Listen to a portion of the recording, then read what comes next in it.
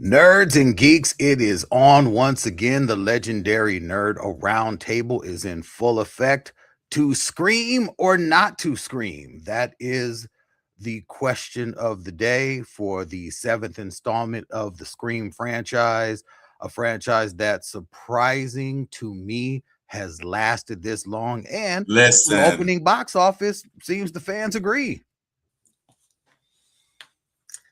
I am surprised. We have almost as many scary movies as we have screams, which Right. is is perhaps even funnier to me. And they showed the new scary movie trailer in Scream, Oh, which snap. makes Perfect. which makes a whole Perfect. lot of sense. And a lot of returning uh, players. Regina Hall is back. Doesn't she Uh, die in every movie though? no, no, Okay. she's Jada died in Scream 2, I think, Okay. but Regina always seems to make it out. And Anna Faris, of course, is back. Both of the Wayans who have been in the previous movies are back. The guy who has Baby Dick in the Scary Movies movie is back. So they definitely are keeping the family together, which is nice. No, I love it, and I love that for them being able to parody a franchise like Scream that has been running this long, and for them to turn around and turn that into their own kind of hit factory for themselves, because the scary movies have such a diehard fandom. Probably, I say for me, I hear more about the scary movies than I do the Scream movies. Most of the time, when I hear about a Scream movie, it's mainly with an eye roll and a oh my God, they're doing that again. While scary movies, people are like, yes, they're doing it again. So, and you saw Scream 7, correct? I did, and I saw the last Scream as well, Okay. which this Scream is definitely more of a return to the classic formula. Okay. Scream Okay. 6 had a brand new protagonist and no real connection per se to the previous franchises. They were trying to kind of soft reboot it. It was still set in the same universe, but with a whole generation, a whole new generation of kind of different characters. Whereas Scream 7 takes us back to Nev Campbell starring, and Courtney Cox as Gail Weathers is back. And thanks to the innovation of AI, you get several cameos, although some of them very brief, of a lot of old people from the franchise who are no longer with us in the franchise. Ah, So AI hard at work. Okay. AI is hard at work, and a major plot point of this film. Really? Uh, Okay. So AI plays into the film itself. oh, yes, it is a bit of a Ah. MacGuffin. Hmm. So when I say return to form, they don't do things like establish the rules, although they have two characters who basically reference the fact that I thought we weren't doing that anymore. So you've got in the company of Gale Weathers two young black assistant protagonists, demi protagonists, who are apparently related to a black character that I can't remember from the first movie. So, um, but they are When did the somehow first one come related. out? Was that like in the 80s? It Like was late 30 80s? years ago. It was in the 90s. Okay. It was 30 Damn. years ago is the whole point, I think, of bringing Damn. it back, which Wow. makes sense. And Nev has aged well. Nev Campbell looks great. I'll give it And to Nev Campbell that she's someone who has not only aged well, but looks as if she's aging well naturally. Does not look like yes, there's a lot of work. Like this is just someone who's got good genes. I would say I don't see any work. Okay. So she looks now.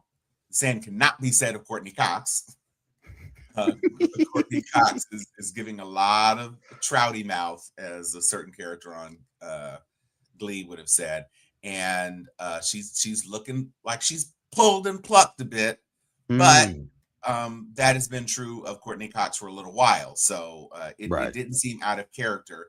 It seemed appropriate, especially for a person who has tried to maintain a career in television, and as we find out in this movie, her career has fallen on hard times a bit, which is why these characters, these two new Black characters, are kind of in her midst as content creators, helping her reboot her somewhat declining career.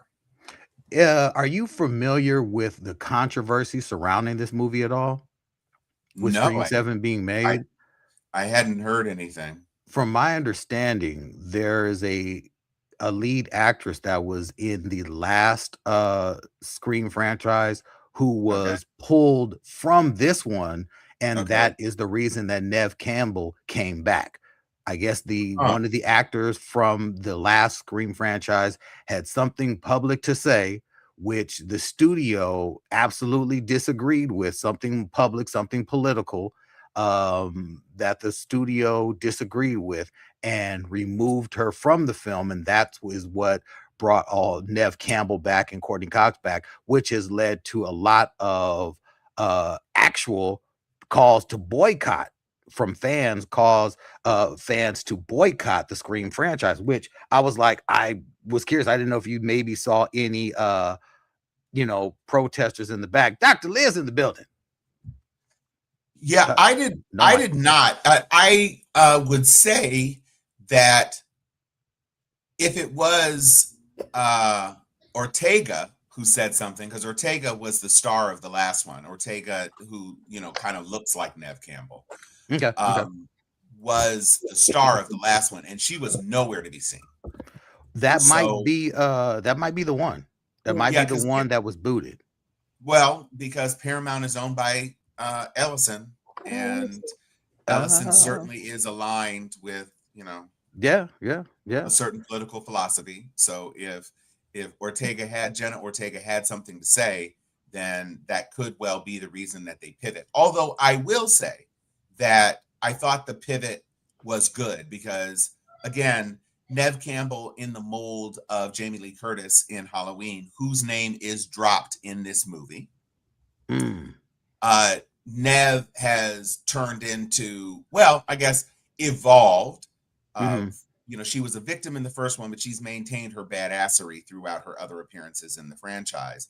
And she returns as a badass in the mold of Jamie Lee Curtis in the Halloween franchise, where she's no nonsense.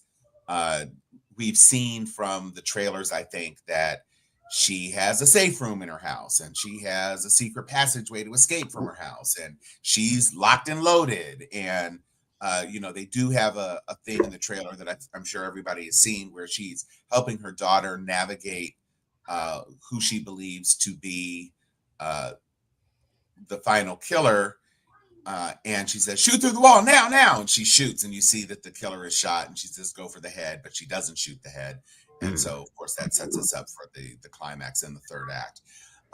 So what I will say is that it does lean into, at this point, because Scream doesn't really have new area to tread. They have a rich universe in which not only has there been one Stab movie, but there have been 3 Stab sequels. Right. And so the whole movie is predicated on this killer. Whereas in Scary Movie, they're always picking up on new horror things. So I'm so amazed they were able to keep me. Just like I Know What You Did Last Summer. Like these two, I'm like, y'all gonna ride this until the wheels fall off. Well, and there's nothing left. The difference with Summer is that they did a sequel, but then this was a reboot. This one was. I stopped watching them. Yeah, and they never got to 7. So Scream is somewhat unique. I think it's Scream and Halloween. Well, no, Friday the 13th. Friday the 13th. And Halloween. That last Halloween. I could see them making another one, but they shouldn't. No, they're going to though. They're going to because the last one made lots of money. Yeah, almost sure. The boycott surrounding Scream 7, it was Melissa Barrera. I believe that's how I pronounce her last, or that's how you pronounce her last name. She was fired for her pro-Palestinian social media posts, which led to the director, Christopher Landon, quitting and Jenna Ortega walking away. So Jenna, she left after the firing. The director left, and you know, and of course, this one with the boycott calls were loud and varied because of people calling for censorship, and people also calling out the studio. So that is what brought Nev Campbell and the other one back. You know what the problem with boycotting because of the situation is, in my mind, there's so much going on. I forgot. Yeah, I mean, but you know, people are gonna at every given turn. People are gonna find a way to people, like, and it's just no. I mean, look, there were literally people who were planning on boycotting the last Captain America that came out. There was literal calls for a boycott, and it was like, wait, what?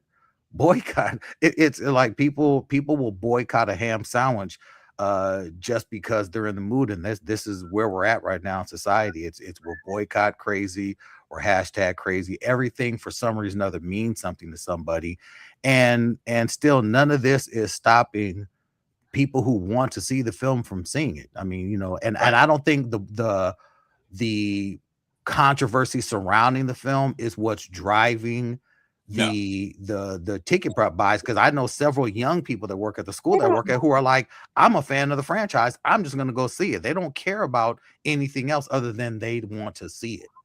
And then on top of that too, if you think about it, I think they forgot that these horror movies are super cheap to make, so they only need to they already made their money back. Yeah. Well, I will say it is a big cast. And one of the cast members from Gen V is on it. Nice.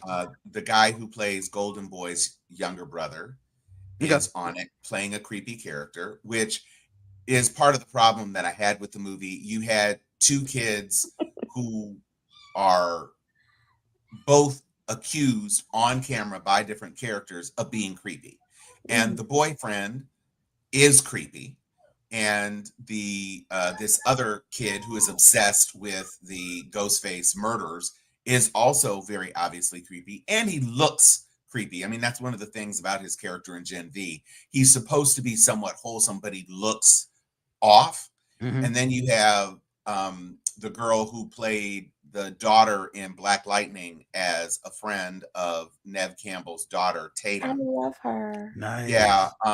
And they even call her creepy, although I think that's a bit of a reach. There's no way anybody really thinks of her as a creepy person. No. And, you know, one of the things that I think works for this movie is that Kevin Williamson is involved. It was his story.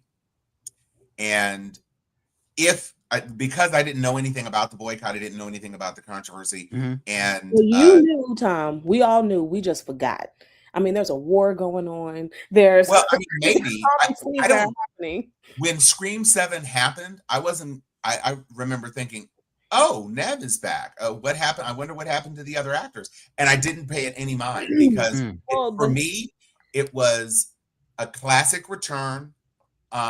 Some of it, I mean, listen, it's Scream, so all of it is pretty far fetched. But you know, remember, Tom, the Nev controversy. Did you guys talk about that before I get on? They didn't want to give her any money. Well, she's an executive producer. She held out, and that's why she wasn't the last one. And then because of this controversy, they were like, okay, well, maybe we're going to have to bring somebody back to we're going to have to break her off. And then they gave her whatever she asked for and the money that so the bulk of this is probably her money, the cost of this film. She got to keep a chunk of that. She and Courtney Cox are executive producers. They're the only cast members who are. But Joel McHale has been cast as her husband, and Joel is usually more of a comedic relief kind of guy. He's kind of playing against type. He is the chief of police in this town of Pine. I think it's Pine Oaks, something like that. And she has restarted her life. She's got an 18-year-old daughter. She's got two other kids who are never seen except once in a video call with the grandma. So it's really her and Joel McHale and Tatum, the daughter that she named after the best friend that got killed. which I didn't remember that there was a Tatum. I just thought it was a weird name. And then they make a whole point of explaining why she was Tatum. And I was like, oh, that's a deep cut. So again, from 30 years ago, there's a lot I didn't remember. But what I did remember is that Nev Campbell was going to kick some ass. And indeed she did. And so I would say through the first 2 acts, it was pretty entertaining. You had, unlike the first movie, you had the first Ghostface death basically at the end of the first act going into the second act. Oh. And we all know that there's never just one. So, and Nev says that, and Gail says that. And so that's what kicks us off into the second act, their pursuit of who could possibly be Ghostface. And spoiler alert, Matthew Lillard is back. Really? Yes. Really? Let's see. Matthew Lillard was Stu. Oh. And the movie opens at Stu's house, which has now been turned into a horror Airbnb like we see in the trailer. And the kind of goofy doofus guy from The Machine, and he's done a couple of other, I'm a mentally repressed frat boy type. He books this murder house for him and his girlfriend, and it's an homage to all of the Stab movies and everything else. And so that scene in the trailer where that house is burning down is from the very first scene of the movie. So that's not exactly a spoiler. Well, but the point is that he was like he was in the last Scream. Oh, was he? Like, I don't. Well, he must have made it out of the last Scream, obviously, because he didn't. He was in this one. And so, you know, that kind of kicks us off. And because we have lived through so many of these movies, it was kind of neat that they chose to eliminate a Ghostface early, so we weren't waiting until the third act for the big reveal. So that death, facilitated by Gail, who literally runs him over, and they make sure you know he's dead. Because not only is he struck, but they show the car literally rolling over the body. So there's not going to be, you know, Scream has never had people who were superhuman. Yeah, they're not superhuman, supernatural threats. Yeah, so they do survive a hilarious number of what should be fatal stab wounds, and so a lot of that stuff remains. I remember still Matthew Lillard saying, "I'm feeling a little woozy here," and so even though he had like 7 gut punches with a big ass knife, so there's some of that. They do telegraph the killer. I'll leave it singular. They do telegraph the killer pretty aggressively. I mean, when the killer comes on screen for the first time, I'm like, yeah, okay. But they do throw a couple of curveballs. So it's a Scream movie, right? So you're not expecting Hitchcock. And again, it kind of fails in the third act in the way that a lot of these type of genre movies has to fail, because it's the 7th one, so you've been through all the permutations. You've had the crazed mother of a kid. You've had the crazed offspring of one of the original killers. You've had, you know, all of these different. You've had the sibling who goes off the deep end. You've had all of these different things of introducing new people into the franchise as, you know, surprise killers. And so there's not really a whole lot of ground to tread. And so they revisit some of the old hits. And it's mostly effective. Look, I had a good time. There were some good jump scares. But I think that's the most important thing for if you go to a theater, right, and you see, you know, horror movie, if it's got the requisite jump scares, if it keeps you at least interested to the end, we know if it's a horror movie, there's going to be a healthy a dose of come on, man. But that's just Yes. what comes into, you know, slasher films, and it's always been that way. Yep. Always.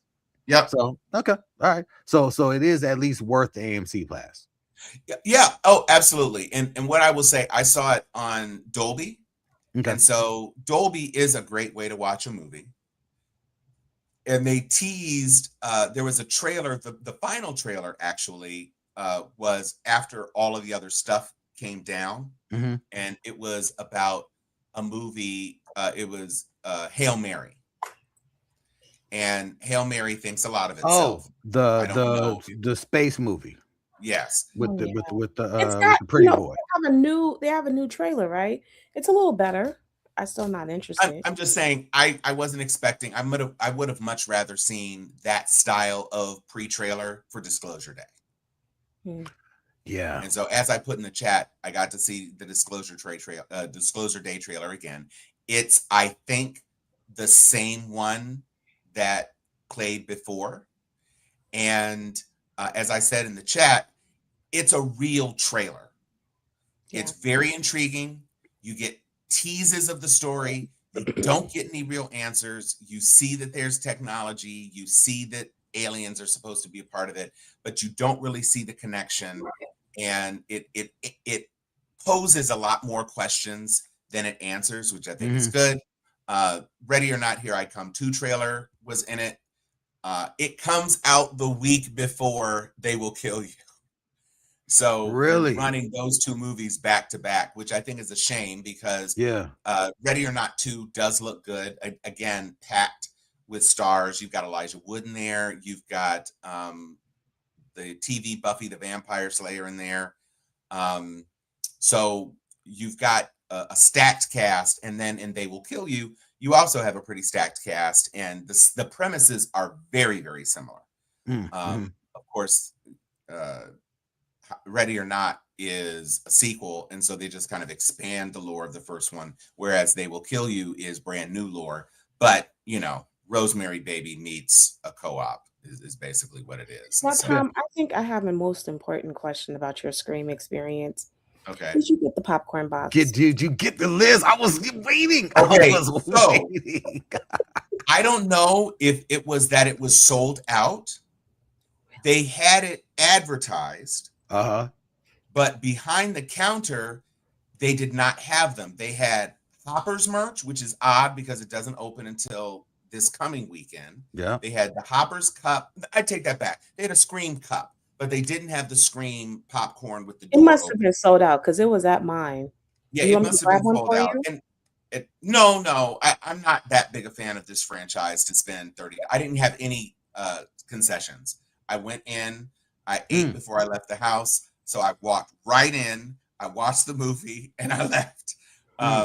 Actually, I did walk down to Tango Social. There's a new Mediterranean restaurant down there. It's really, really cute. I'm not interested, but I think it is just a nifty idea to have the little thing hanging out. I think it's so cute. It is a good idea. And what they did have, though, for some reason, Warner Brothers has released 2 new tins that look like the old trade paperback compilations of early Superman comic books and early Batman comic books. And since there's no DC property in theaters until Supergirl in the summer, I don't know why they did it, but I guess they figured, you know, we'll just make a tin and maybe somebody will see it and they'll want to buy it. They were trying to sell the hell out of them.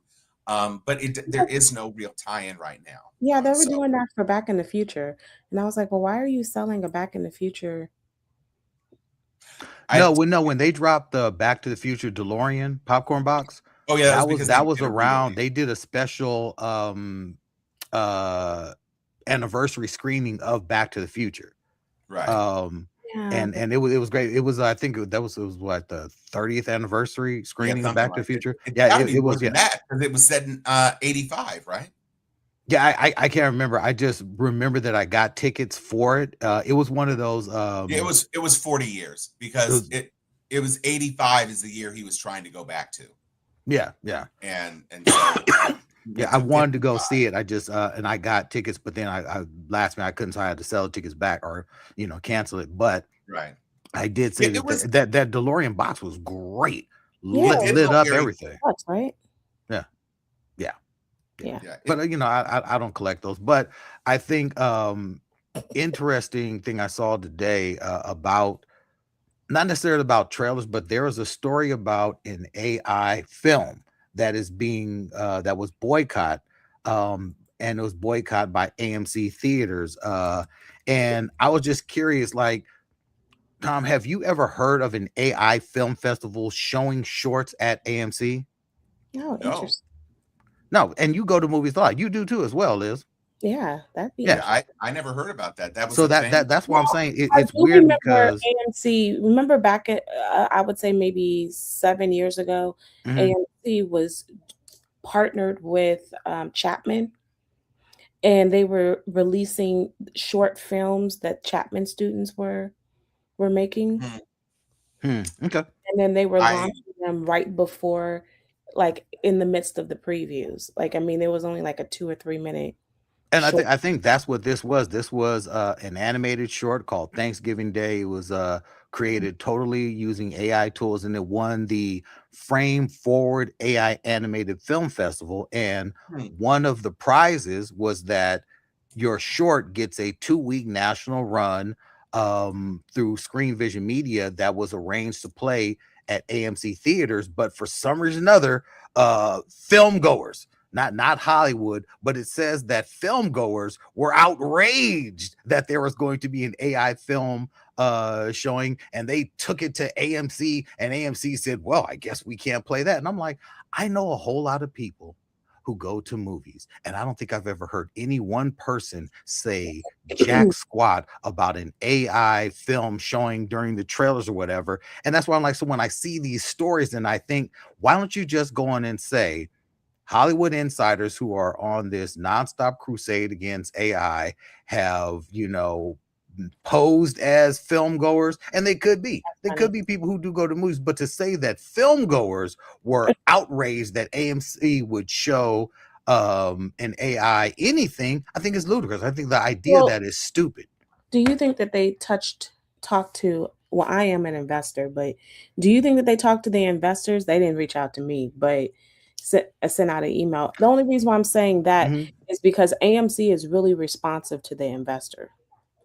I don't know. It says that the people who wrote the article, they say they reached out to AMC and at the time didn't get an answer as to why, but they were told by the screening company that AMC said, due to pressures from this, that, and the other, and blah blah blah blah blah, we're unable to show your AI short. Yeah, I just read the Variety article, and the Variety article says, first of all, Screen Vision is only in about 30% of AMC theaters. And the line that they are using now is that this was a Screen Vision thing, and ain't nobody asked us. Interesting. And we ain't gonna show nobody stuff for free on our screens. Now, whether or not you want to do that with, because I guess some Regal screens and some other chains are involved in the Screen Vision partner. Screen Vision was the Screen Vision just buy up time. They're one of those like they do the movie screenings, like the things movie, before all of that stuff. Oh, So not gotcha. trailers, but the pre. So this company had bought this time in AMC theaters, and they were going to use their time that they paid for to stream this film, and AMC still said no. I know. Wow. Wow, that's a lot. And I guess because the way the article frames it is that you offered our screens as a prize and didn't ask us. Oh, interesting. You just assumed that you were going to be able to put whatever you want on our screens. And so I guess AMC, because it is their screens, they say there are certain things that we're not going to do.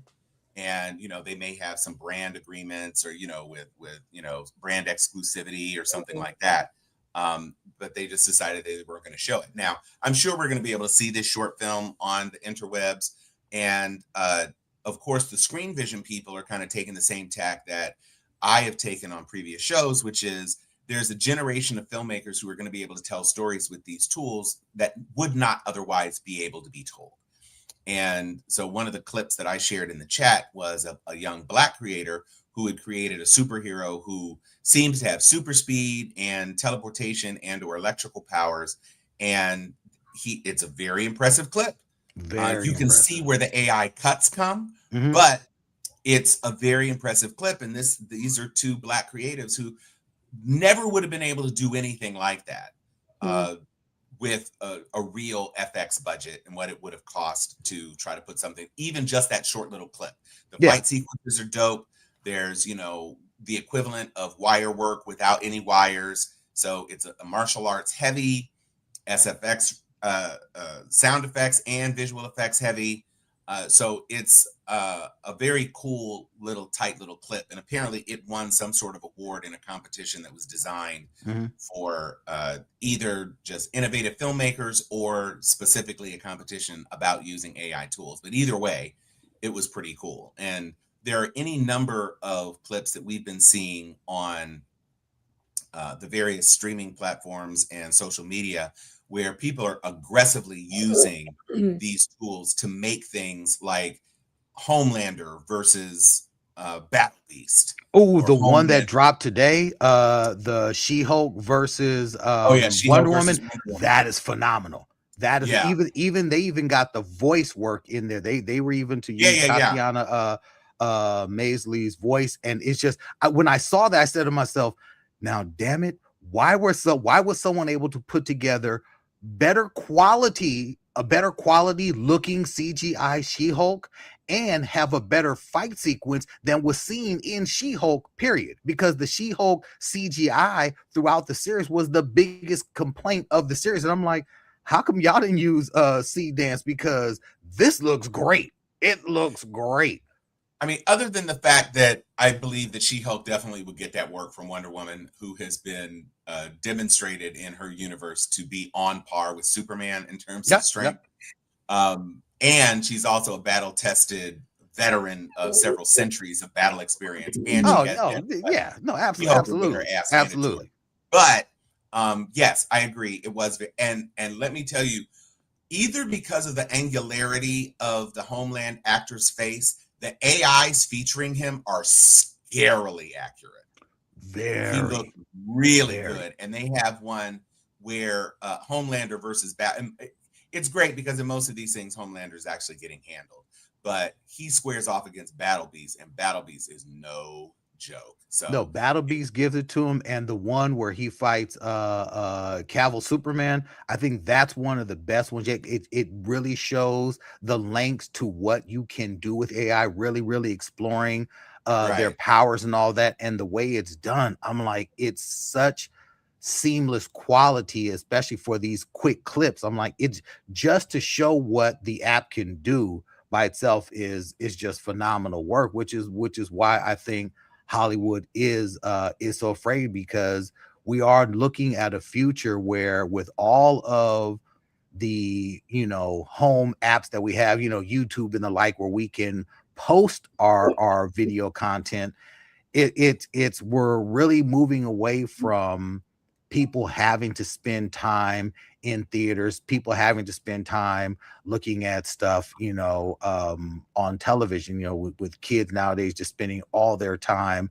on their phones. We're talking about, our kids when they get to our age, and how, if they continue down this path of everything being in their phones, what then do we need movie theaters for? Like, my kids are like, yeah, go to the movies. Yeah, okay, cool. But they only want to go if it's a big deal, if it's a big thing. They're not trying to go and see little stuff.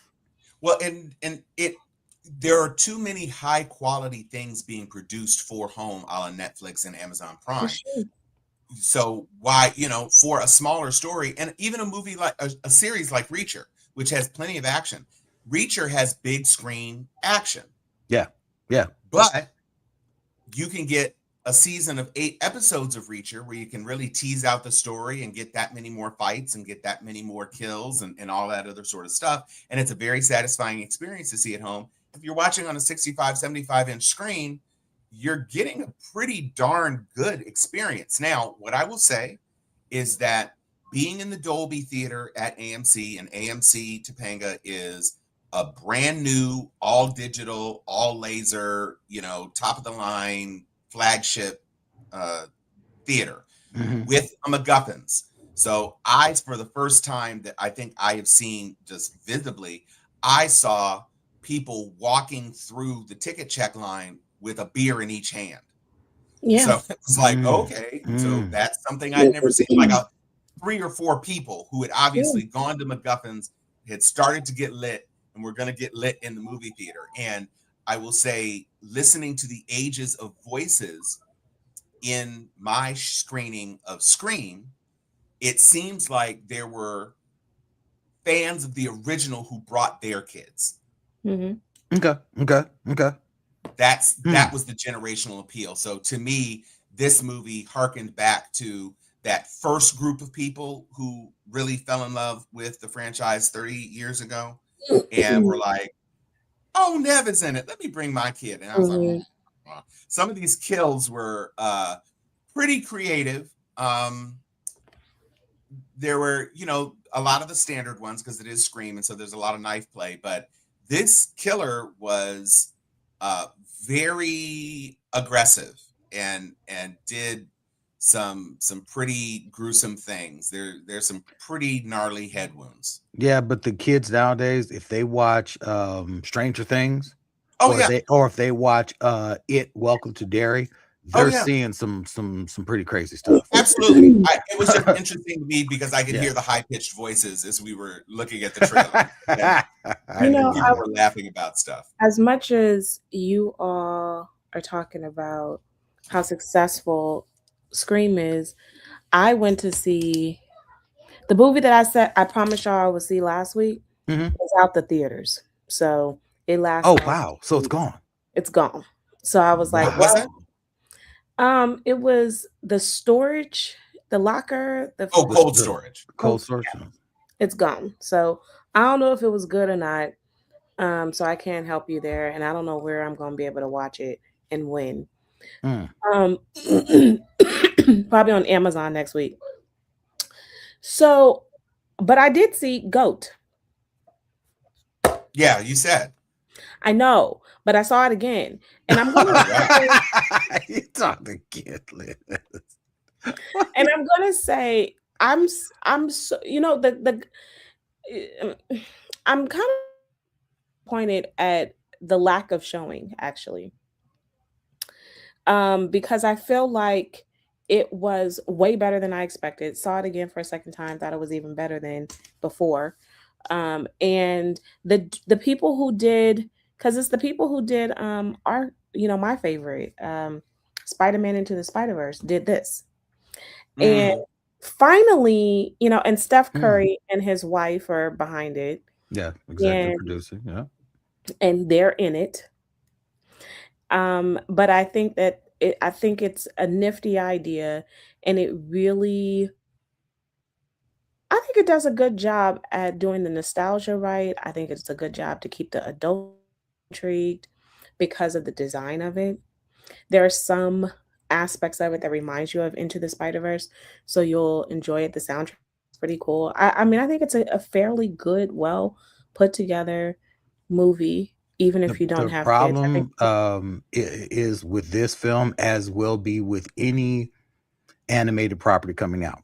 If you are not attached to a known property, a la these video game animated movies are coming, if you are not attached to a known character, it is going to be hard to draw kids into the theaters. And I think that's why we're seeing a lot fewer animated releases coming out to theaters. I mean, unless you have a cavalcade of names attached to it, and if you don't have a known, IP attached, it's kids just don't seem to see it. I mean, that's why you have people, making silly films that you think to yourself like Hot Wheels. It shouldn't be a thing, but Hot Wheels is a thing, and now they're doing a Matchbox movie, and that one's actually going to be, is actually going to be real. Like that one's going to be live action based on the Matchbox cars. They said, well, Hot Wheels is doing animated, we're going to do live action. It's like, wait, but why? Because they own the rights to Matchbox. So I like Cars. Actually, the redo of Cars was not that bad. That was not live action, but it was not it was a better animated I know you guys are The better what? off equipped with reminding me. Cars? Cars. When they redid Cars, the last Cars movie was not in sequence with the first. Okay. 3 or 4. Because you I don't remember remember the it last came car out movie. right when the Buzz Lightyear movie. Oh, Yeah, I they had missed a that one. I Cars movie missed that that was almost like a altogether. live action, and it was actually really better than because the last Cars animated was terrible, but this one was kind of like a reboot, and it wasn't attached to anything. Anyway, I don't see my that only that grievance with actually I don't see that that actually happened. I see that there were some fan trailers, but it doesn't look like it actually who's talking happened. about But the interesting thing is that in as far as GOAT is concerned, it had a very strong hold. It's at 70 million after 2 weekends, and it only dropped 30%, which is to me impressive considering that it is a new IP, and Steph Curry is not exactly the star that he used to be. And but I guess because if I had to guess anything on it, I would say his kind of affiliation with the Christian friendly market probably helped. There are probably a fair number of churches that decided they were going to push and support it because it has a positive image about it, and in support of Steph Curry, who is universally perceived to be a very religious friendly sports figure with zero controversy and all of that. So $70 million on a brand new animated property with Hoppers about to come, and Hoppers is being praised as a very funny new Pixar movie. But to the extent that we were talking about AI and talking about how technology is driving kids onto screens, the actual antagonist of Toy Story 5 is a tablet.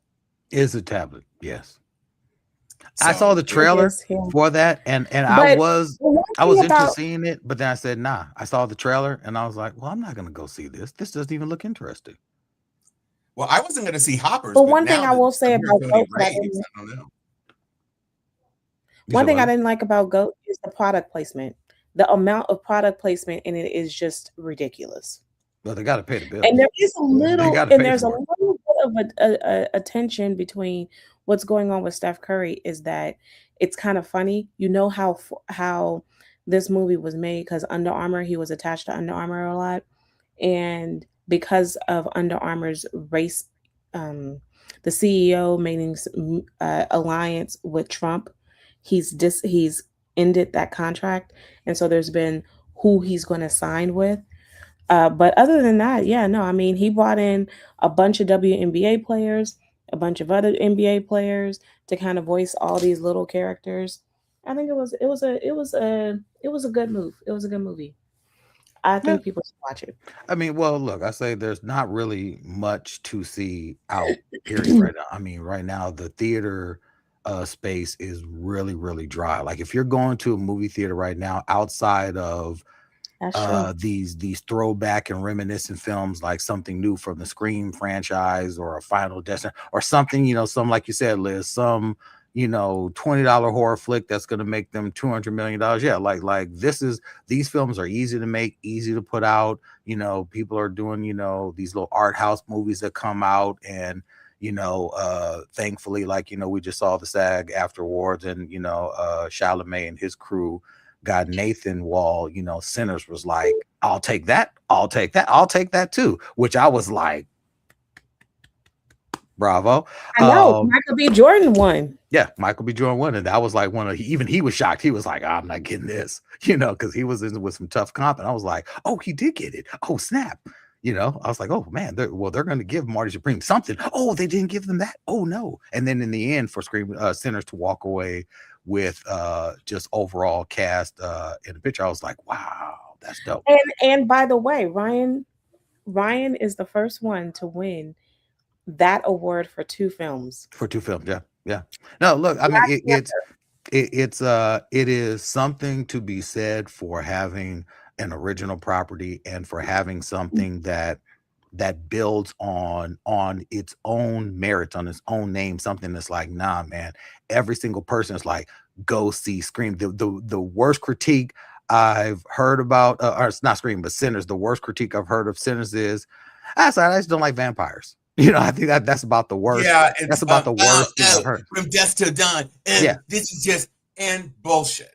Yeah, that's why I'm like, so, stop. The SAG Awards are a very strong indicator in acting categories. So that is really good news. And of course, big surprise, Sinners swept the NAACP Image Awards. I never saw that coming. I think with the BAFTA energy for Ryan and the SAG Award for both the ensemble cast, which could mean something for Wound Me. But certainly for Michael B. Jordan. And listen, I have said it, for those of us who have seen Marty Supreme, Timothy Shamalama Ding Dong does a great job. I'm not saying it's a bad performance, but the character is despicable. Yeah. He's a horrible person. And in a year where you're up against an actor who convincingly played two twin brothers in a way that the twin stuff usually doesn't go, like it was a much heavier lift than Armie Hammer playing the Winklevoss twins. And did you hear how they talked about how he developed that? Like the fact that he held his face different so that Woody was on what's her name's talk show talking about he made himself give himself dimples as Stack, and he wore tight Small shoes as Stack, so he walked different. He wore bigger, more comfortable shoes as Smoke, so that he was kind of more settled and comfortable in his gait. Just everything that he did in order to make these characters different. And, you really could see the differences. And it was a really strong collaboration with, his directing partner. There aren't very many directors these days who have such a rich and ongoing relationship with a particular actor. Ryan Coogler had two. And, Michael was in the Wakanda films too. So it's, Michael has been his muse since his first feature with Fruitvale Station. So to be able to carry that relationship in such an aggressive way has done a lot of good for both characters. And so that's in my opinion, at this point, Disney needs to give him a blank check on as well for the next Wakanda and for his next Wakanda. I mean, they're definitely and giving whoever you want in it. Yeah. You do whatever you want, because it is the only film that has consistently won so many awards.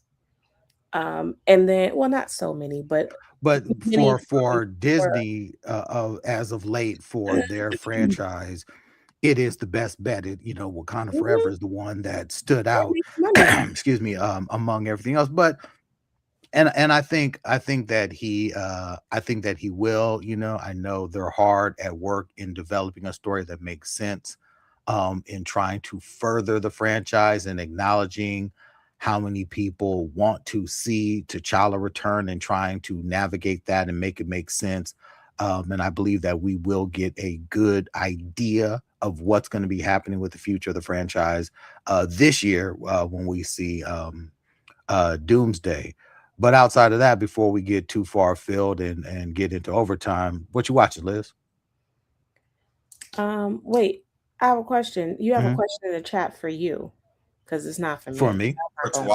For Movie Guy. So if we're gonna anyone gonna go and see the season 2 premiere of the live action One Piece series, which drops next week. I absolutely am. I know it's playing at the Netflix Egyptian Theater, and I definitely want to see the 2-episode premiere on the big screen. Did they bought the Egyptian? Yeah. Netflix bought the Egyptian, and anytime they're dropping film, they do show Netflix films at the Egyptian. Yeah, and that's kind of how they have managed to secure their nomination nods and their Oscar thing like that. And they will keep their film in for the requisite number of weeks to satisfy, the Oscars demands. But they're like, oh, our films are in theaters, huh? Okay. Is that theater right there for sale? That one right there in Hollywood? Yeah. Let's And buy that's that. great. That's Yeah. on the same street as the Chinese, now the TCL Chinese. Yeah. But that's pretty cool, as well as the El Capitan, which Disney bought. So it does Yep. make sense And that they it's would one do of those that. things. Yeah. Netflix. Yeah. Um, Netflix. They do show stuff there. And yeah, Movie Guy 19. I absolutely am gonna go and see the live action One Piece. the perfect, before we completely jump away from Ryan Coogler, I just want to say, I don't know if the rest of you saw that Danielle Deadweiler has been cast in one of the main roles of the Yes, X-Files in the reboot. X-Files. And Yes. it is a new character.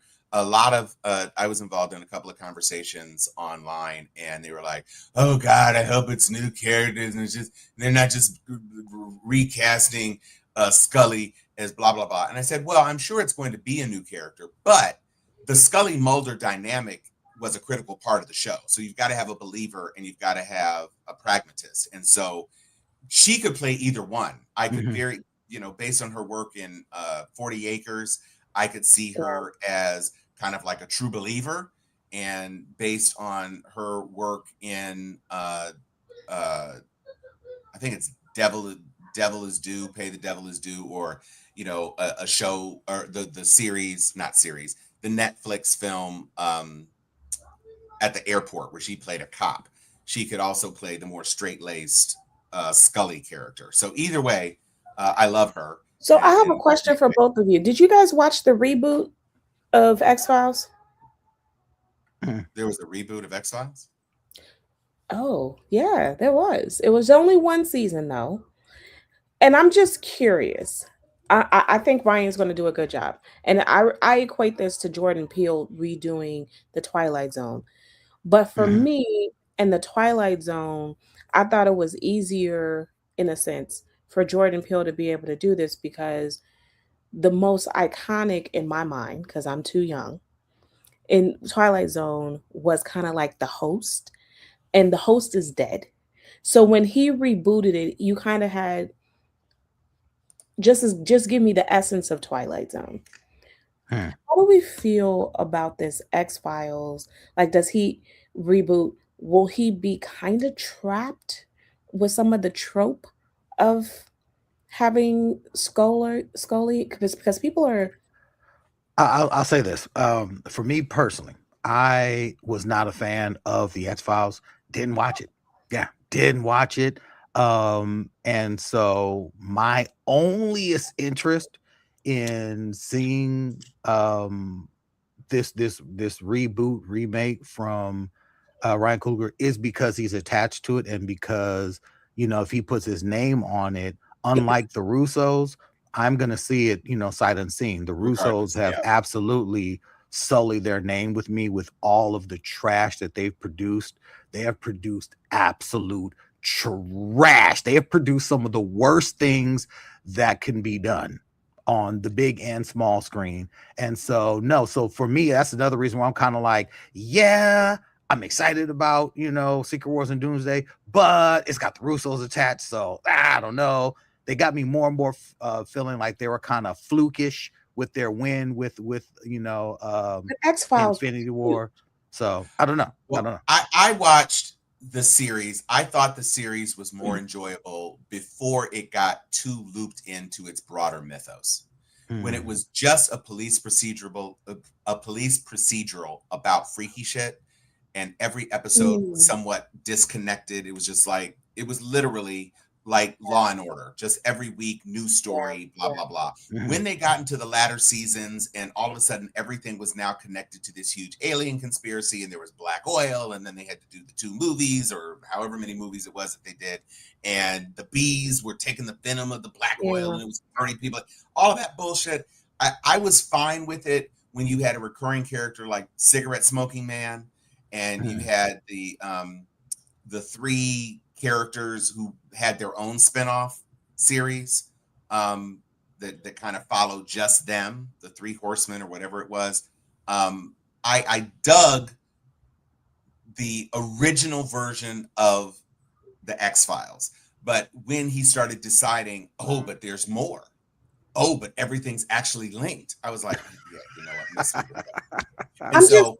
I'm just saying that it became such a larger than life thing and the two main characters are such a huge thing. It just feels like a very heavy lift for somebody, even for Ryan Coogler. And I'll watch it. You know, I'm team Ryan Coogler, but I just think it's such a heavy lift, and it feels as if we are going to see people hashtag drag this because of how he may or may not handle, if he either just doesn't include them at all, the two main, you know, Scully Mhm.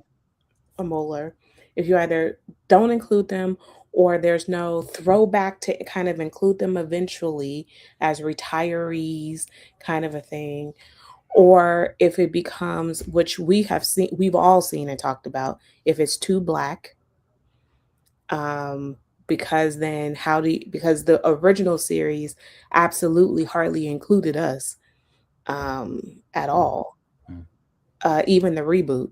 So I'm just kind of curious. And the reboot was much more AI driven, like the problems of AI kind of coming in and automation, which is really an interesting series. But I know it didn't survive, and so this kind of reboot. I think maybe you think that because the reboot wasn't as successful, then maybe people will just let it go.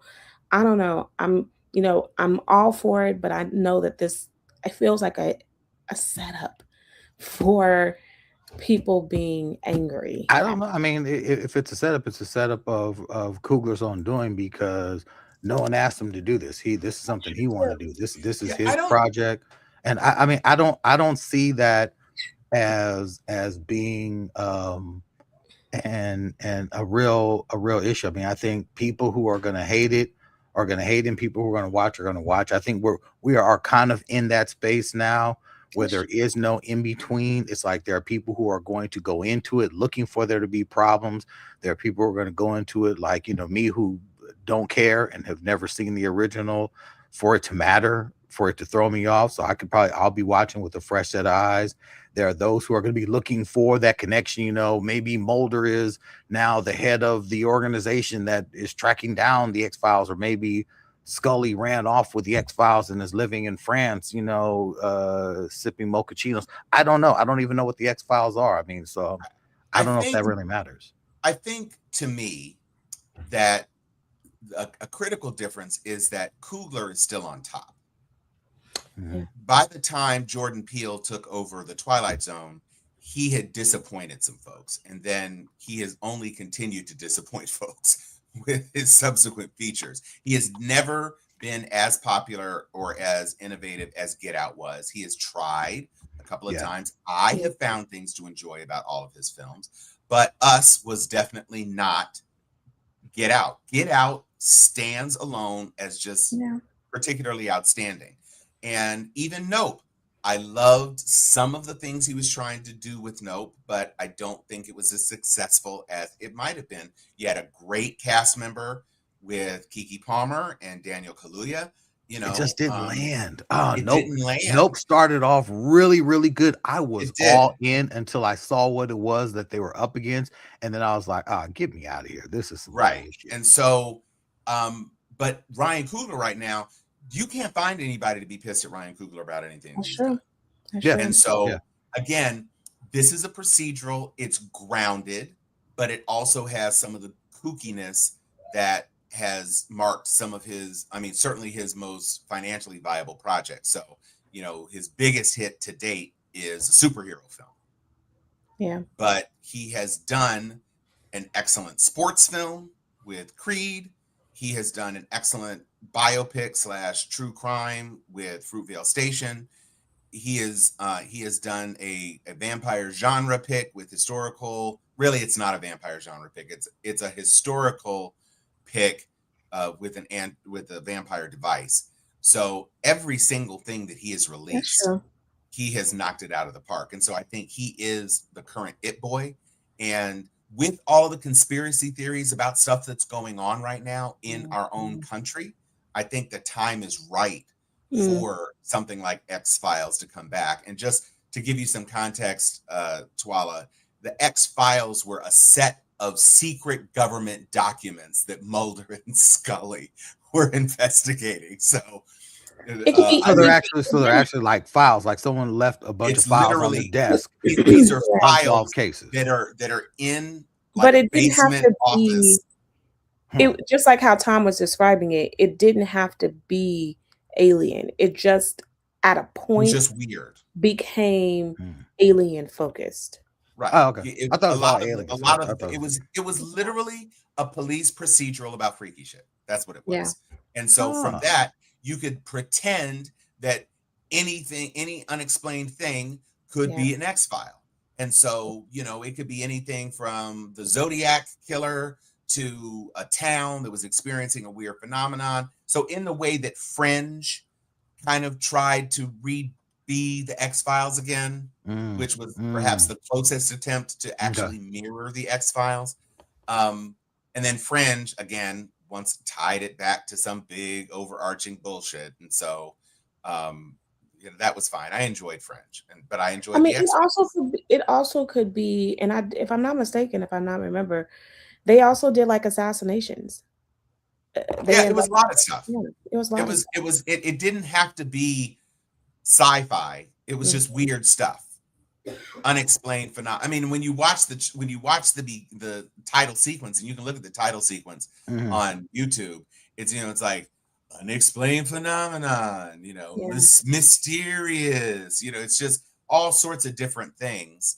But you had the same two characters that were just navigating it, just like Stabler and what's her face on SVU. That's what it was. So now Freaky we still don't have any. We know that Danielle Detweiler is attached, but there is no indication of when this is coming out yet. No, I mean they haven't even we're still on the finished. casting. I mean, they haven't shot anything. We're a ways away. Yeah, we are. Yeah, but you know, if he's cagey, and I think he is, he will cast a white lead opposite him. So it doesn't seem like it's woke. But you know, who knows? We're living in an era where you can launch war via tweet. So yeah. And not give a single solitary fuck about it. Right. Yeah. That's very true. Yeah. I'm watching my. All right. Well, we have what is my? Oh, it's finally out. Okay. Yep. And I'm easing my way into Cross. I'm not super excited about supporting Baldy McCheaterface, but one of my college friends is actually the principal writer. So Baldy McCheaterface. Okay. You know you should watch The Burbs. The Burbs on Peacock. Oh, The Burbs. Yeah, I've heard that I should watch The Burbs too. Keke Palmer. I don't want to spoil anything, but I'm gonna say that the ending is what? How many episodes is it? 8. Oh, okay. Well, that's doable. I will watch Cross before I watch The Burbs. All right. It's one season, 8 episodes. The episodes aren't long. They're under 40 minutes or 42 minutes. And the ending, you're just like, this is not how it ends. Okay. I think Paradise is back. So yeah. Paradise is back.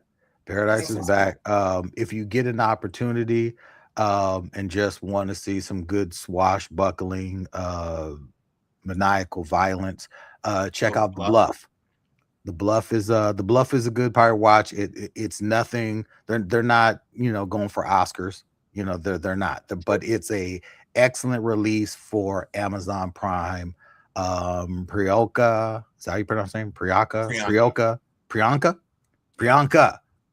Jonas. She makes for a great violent pirate, and I dig that. Butcher, right? Carl, what's his name? He's Urban. You know, Urban. He's the bad guy. You know, he's pretty much playing himself. It's like Carl Urban. They said, "Hey, Carl, just do you. Just don't worry about the script. You just keep doing you, and we'll be fine. And he does. So there's nothing magical about his performance, but Jonas is great. And the violence is really, really solid. There's a few things, there's a kid. I don't think they should have had the kid. They should just have this chick going through murdering people that tried to come to their island. That would have been just fine. But sure. So would you put it on par with Wrecking Crew? I'll say this. I like the Wrecking Crew better just because the Wrecking Crew at least didn't take itself serious and was more fun to watch. This one, I think they did take itself a little too serious for being an action film. And it was one of those like you guys know this is being made for Prime, right? This isn't going to the big screen. You guys know that, right? They told you that. I actually thought it was until I thought that it was Prime. I thought it was going to the big screen. Yeah, that's what I'm saying. It's one of those things where if there are a few faces pop up, Django Fett is in it. He has a pretty significant role in it. But outside of that, it's a bunch of no-name scallywags and big dudes that look just ugly enough to be pirates, and they're all dispatched in various piratey ways. The deaths are very, very cool. A lot of the deaths are very cool, and that's what makes the film really work. And her badassery is believable, if not superhuman badassery. It is a lot of really, really solid badassery on her part. So it's good for that. Would this work in theaters? Absolutely not. Absolutely not. Okay. But it works great as part of my subscription. And I saw that it was on. I said, "Oh, You said I'll watch this." Sure. All right, y'all. All right. It has been a blast. We are at that time. Let's see. Jay Willis, if you're the one as the TV said, look for her. I don't know what that means. Okay. It's all good. It's all good, Jay. Appreciate the input. And thank you everyone for all your input and for everyone for tuning in tonight. We truly appreciate it. Join us again next week. We'll see if we can rustle up the whole crew for whatever it is that is happening. We will be on it in the Nerdverse. Dr. Liz, take us out. Amen, everyone. Tom. Where is my Mulder suit? Excelsior.